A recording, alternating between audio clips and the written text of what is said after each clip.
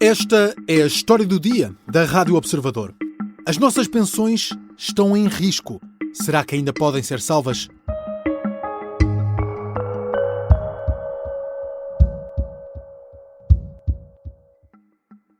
A Segurança Social tem registado, como sabem, aqueles que acompanham estas matérias, nos últimos anos, um superávit contabilístico. A análise deste desempenho poderia sugerir que temos uma posição financeira confortável, mas, como já viram, esta é uma leitura que é incorreta, é incompleta e pode criar alguma ilusão. Até por volta de 2045, 2050, a CGA vai ficar sem receitas próprias. Aquilo que se projeta é que em 2054 a CGA deixará de ter subscritores, não vai ter um único cêntimo de contribuições e cotizações e vai ter mais 55 anos de despesa para pagar. E, portanto, vai haver o quê? O aumento, um agravamento dos déficits da CGA, um aumento contabilístico dos excedentes do sistema previdencial, sem que isso constitua verdadeiramente poupança para o sistema. Ok? E, portanto, se nada for feito, o que vai acontecer é que os saldos contabilísticos do sistema previdencial vão começar a decair e provavelmente vão ter que usar o Fundo de Estabilização Financeira e, eventualmente, como já usamos hoje, a transferência do Orçamento de Estado. Nós já hoje, para o conjunto da proteção social contributiva, temos que financiar parte com transferências de impostos e é natural que isso se venha a continuar no futuro. Estes avisos são de Jorge Bravo, o economista que liderou o grupo que estudou a sustentabilidade da segurança social portuguesa. O relatório tem mais de 600 páginas, conta com 19 capítulos e demorou praticamente 1 ano e meio a ser feito. É um estudo que traça um déficit contínuo da segurança social, com os investigadores a apontarem para quase 2 mil milhões de saldo negativo entre a Caixa Geral de Aposentações e a Segurança Social. Perante este cenário, os economistas que fizeram este estudo apresentam propostas para solucionar este caminho de contínuo déficit. Há medidas estruturais e propostas complementares que podem ajudar a resolver os problemas no sistema de pensões em Portugal. Explicamos estas medidas e analisamos o cenário traçado por este relatório encomendado pelo Governo. Vamos falar com a Alexandra Machado, editora de Economia do Observador. Eu sou o Miguel Cordeiro e esta é a história do dia de quarta-feira, 19 de agosto.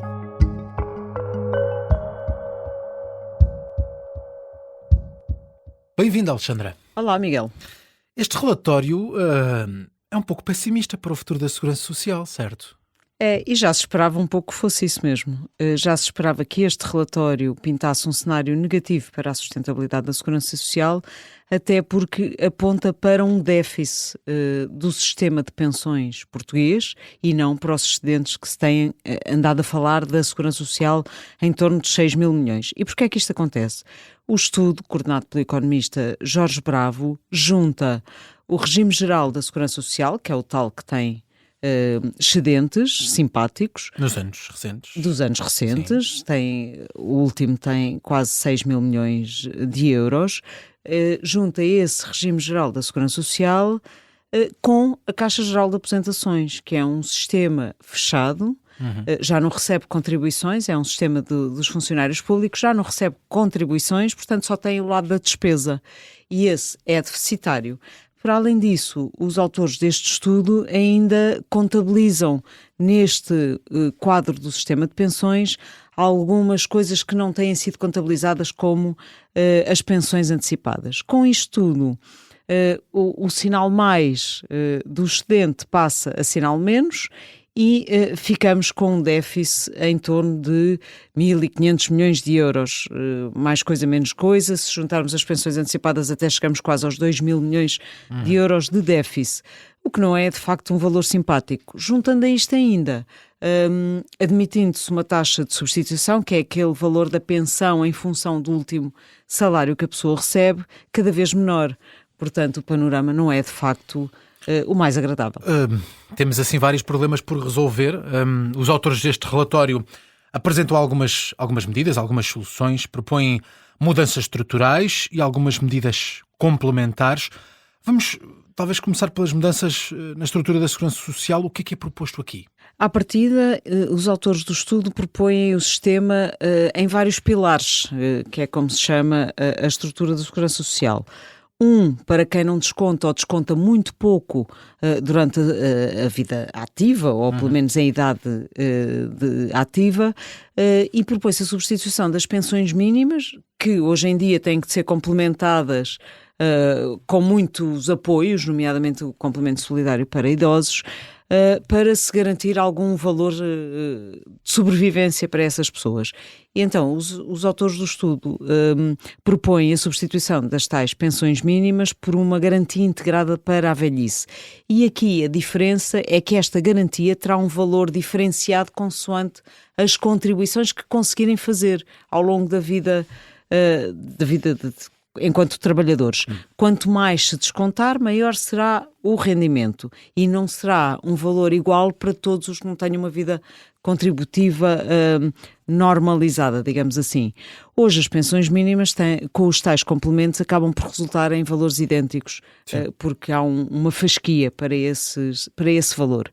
Num outro pilar, que é o do sistema público obrigatório, e os autores aqui fazem questão de realçar que não defendem qualquer plafonamento ou privatização deste sistema obrigatório, propõem, a grande alteração é o quê? É propor o sistema público obrigatório baseado numa conta individual virtual, digamos assim. Não é a Segurança Social não vai buscar o dinheiro que cada um de nós contribui e põe ali numa continha individualizada, não é isso, mas registra o valor das contribuições que os trabalhadores e empresas fazem e virtualmente vai, estando ali numa conta individual que tem uma taxa de retorno a ser definida e com os valores da atualização anual. Isto para quê? Para quando chegar ao momento da reforma o trabalhador saber exatamente quanto é que contribuiu para o sistema e com base num divisor depois atuarial, com base na esperança de vida, a idade da reforma e as próprias regras da atualização das pensões, se apurar o valor da reforma.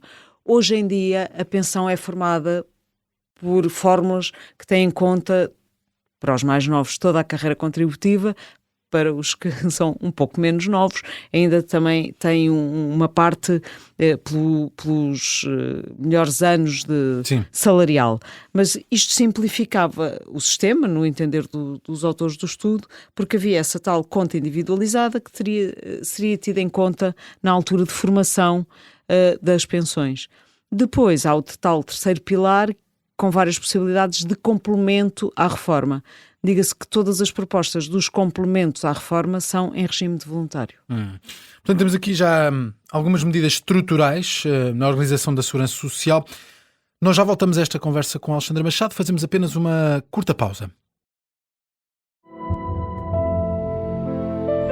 E como já lhe disse, eu não desejo mal ao Vicente, mas também não tenho pena dele. Isso não tenho. O Candidato Perfeito é um podcast de ficção para ouvir em 8 episódios. Como se não esquece tudo o que aconteceu até agora, o senhor engenheiro ainda é vítima de um tiroteio. Com as vozes de José Raposo, Tiago Teotónio Pereira, Susana Brandão, Madalena Almeida e a minha, Paulo Calatré. Estás contente? Era isto que querias, não era? Ter a atenção de toda a gente? Episódio 6, ao vivo. A sério, desde que o meu pai se meteu nas eleições... Este podcast de ficção tem o apoio da Citroën.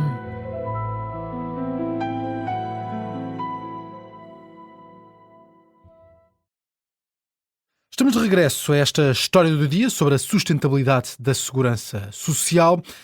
Alexandra, neste relatório pedido pelo Governo, os economistas apresentam, para além das medidas estruturais de que já falámos, apresentam também várias medidas complementares para ajudar a garantir esta sustentabilidade da segurança social.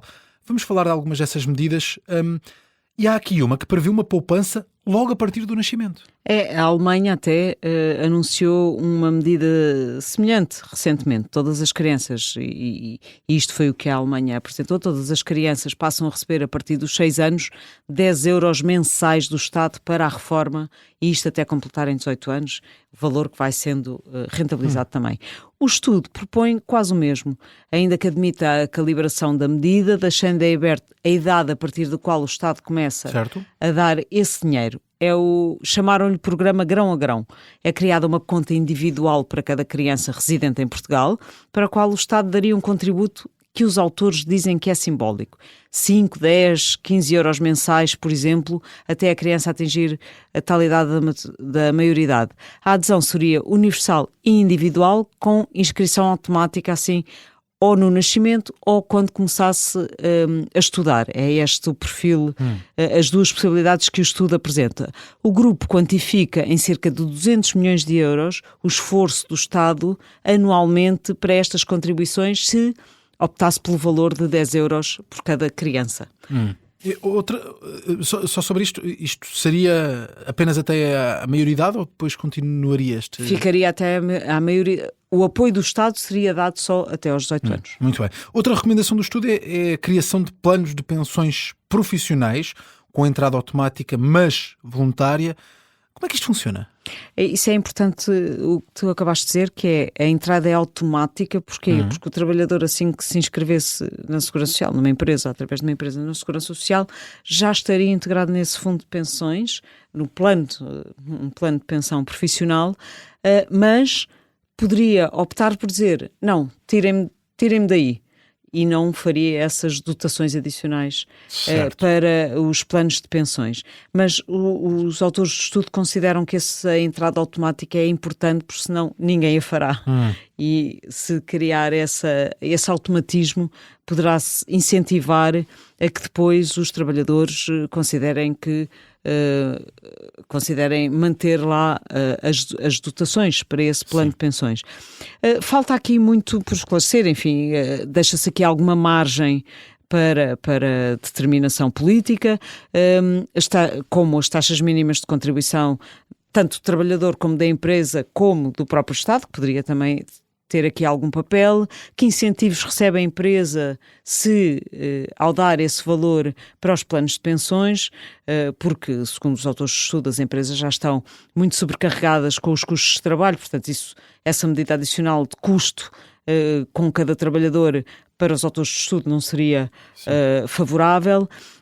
Mas ainda assim avança já com a proposta que a taxa contributiva mínima possa variar entre 8% e 10% do salário e também consideram que deve haver um limiar máximo para a contribuição com base nos salários mínimos. Vamos a outra recomendação, e aqui falamos de um novo instrumento de dívida pública de retalho com fins previdenciais. Estamos aqui a falar do quê? É uma espécie de certificado de aforro que as pessoas conhecem relativamente bem, mas para a pensão. O Estado cria um instrumento como se fosse de dívida pública que rende uma taxa ao longo do tempo. As pessoas podem ir comprando mais títulos, mas depois só os podem reembolsar, só podem ser reembolsados na altura da reforma. Os autores do estudo acham que se deve ser criado este mecanismo, deve-se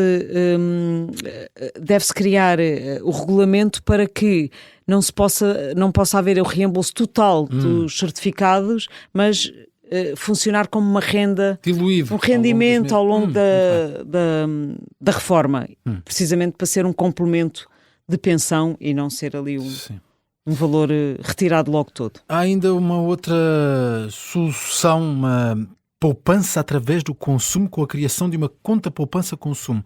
Como é que isto funcionaria? Era arredondar as nossas contas, arredondar as nossas despesas? Era isso? É isso, como existe já alguns produtos dos bancos, nomeadamente nesse sentido, ou ir buscar uma parte do IVA, ou uma percentagem de todo o consumo ser revertida para uma conta poupança aplicada depois para as reformas. Mas seria um bocadinho como os cashbacks e esses produtos que tu referiste, mas ficaria ali reservado um dinheirinho para a pensão.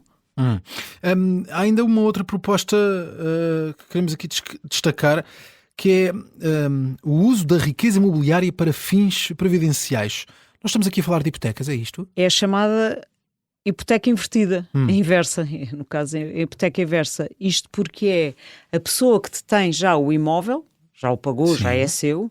Que é a grande riqueza. Que é a grande riqueza dos portugueses, aliás. É o grande ativo de poupança dos portugueses é a casa. É usar essa casa como forma de ir buscar rendimento, ou através de uma renda perpétua, ou através de uma venda que com o usufruto. Há assim várias fórmulas que se pode rentabilizar a casa, mas garantindo sempre que a pessoa fica na habitação. Claro. Recebe ali um valor mensal adicional à reforma, mas fica na habitação até morrer.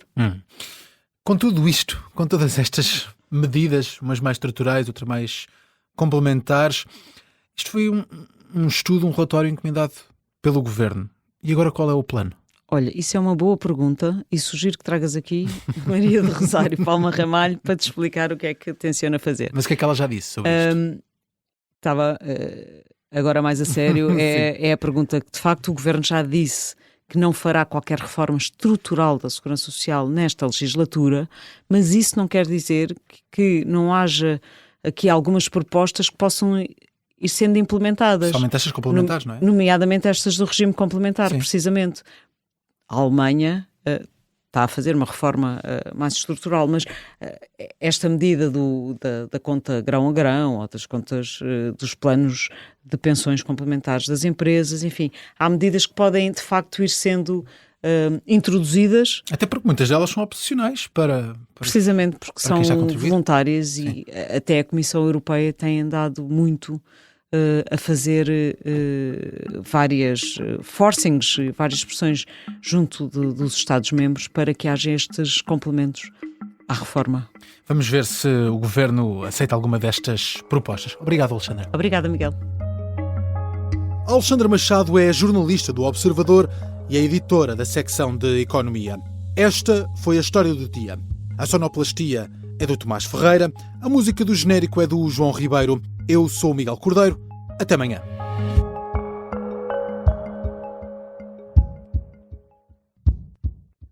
A história do dia tem o apoio de Casino Online Bacana Play. Quer dar um play na diversão?